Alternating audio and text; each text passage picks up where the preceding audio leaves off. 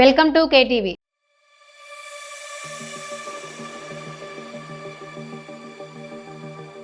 ఎవరైనా నదీ జలాలను అక్రమంగా చేపల చెరువులను తరలించడం చూస్తుంటాం. ఎలాంటి నీళ్లు ఎత్తిపోయాల్సిన అవసరం లేకుండా కొందరు అక్రమార్కులు నదినే చేపల చెరువుగా మార్చేస్తారు.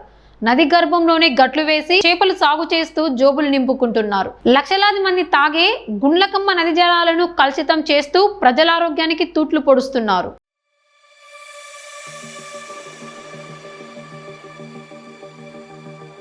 గుండ్లకమ్మ జలాశయం కుడి ఎడమ కాలువల ద్వారా వేల ఎకరాలు తాగునీరు అందించడంతో పాటు రిజర్వాయర్ నుంచి రక్షిత త్రాగునీటి పథకాల ద్వారా సుమారు 70 గ్రామాలకు తాగునీరు అందిస్తున్నారు. ఇంతటి కీలకమైన నదిని బాహాటంగా ఆక్రమించి చేపల చెరువుగా మార్చేసిన జిల్లా అధికార యంత్రాంగం కిమ్మనడం లేదు. జలాశయంలో నీటి నిల్వలు మద్దిపాడు మండలంలోని గ్రోత్ సెంటర్ సమీపం వరకు విస్తరించాయి. ఇలా వెనక్కి మద్దిపాడు మండలంలో నది ప్రాంతాన్ని కొంతమంది ఆక్రమించారు. బూరేపల్లి, అన్నంగి, మేదరమెట్ల మండలం ఎర్రబాలెం పరిధిలో నది మధ్యలో గట్లు కట్టేసి చేపల సాగు చేస్తున్నారు. ఇక్కడ నుంచి చేపలను ఇతర ప్రాంతాలకు ఎగుమతి చేస్తున్నారు. అడిగేవారు లేరని, తమకు అడ్డు లేదన్నట్లు ఇష్టానుసారం నది జలాలను కలుషితం చేస్తున్నారు. ప్రధానంగా చేపల చెరువు నుంచి వచ్చే వ్యర్థాలను నదిలోకి విడిచిపెడుతున్నారు.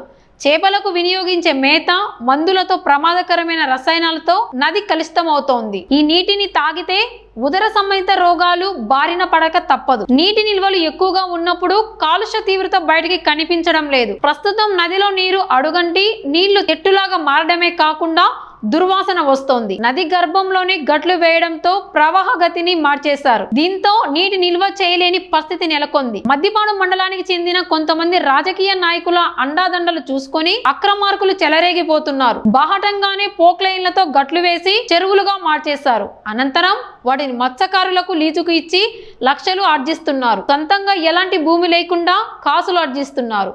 కొంతమంది అధికారులకు భారీ ఎత్తున వాటాలు ఇవ్వడంతో అటువైపు చూసేవారు ఉండడం లేదు. ప్రజారోగ్యాన్ని దృష్టిలో పెట్టుకొని రెవెన్యూ, మత్స్యశాఖ, గుండ్లకమ్మ అధికారులు తక్షణం అక్రమాలను తొలగించి ప్రజారోగ్యాన్ని కాపాడాలని నది తీర గ్రామాల ప్రజలు కోరుతున్నారు.